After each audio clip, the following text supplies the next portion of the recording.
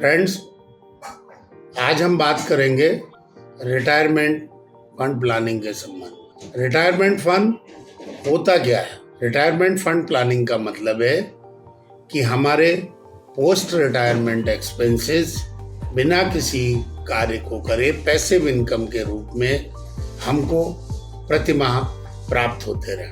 आज हम इसके बारे में आपको स्टेप बाय स्टेप बताएंगे।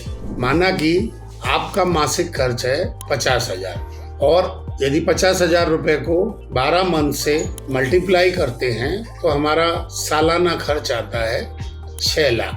अब यदि हमारे रिटायरमेंट की बात हम ये मान लें कि हम 30 साल का जीवन हमारे पास है, तो हमारे पास इतना कॉर्पस होना चाहिए कि हम 6 लाख रुपए प्रति माह खर्च करते रहे। इसके लिए आवश्यक है महंगाई दर को ध्यान में रखना, अपने लिविंग स्टैंडर्ड को ध्यान में रखना। यदि आपके यहाँ महंगाई दर हमारी 7% है तो 1.07 to the power 30 into by 6 lakhs ये हमारे 1 साल के खर्चे होंगे। यह राशि मित्रों लगभग 43,73,000 रुपए सालाना की आती है। यहाँ एक बात को समझना आवश्यक है कि जिन खर्चों की आज हम मासिक खर्चों की बात कर रहे हैं 50,000 रुपए, वो आज से 25-30 साल बाद जब हम रिटायर होंगे तो वही खर्च उसी जीवन शैली को मेंटेन करने के लिए लगभग 2.5 लाख रुपए प्रति माह। इस प्रकार हमारा खर्च 45,73,000 रुपए सालाना जब हम रिटायर हो जाएंगे तब हो। अब यदि हमारा जीवन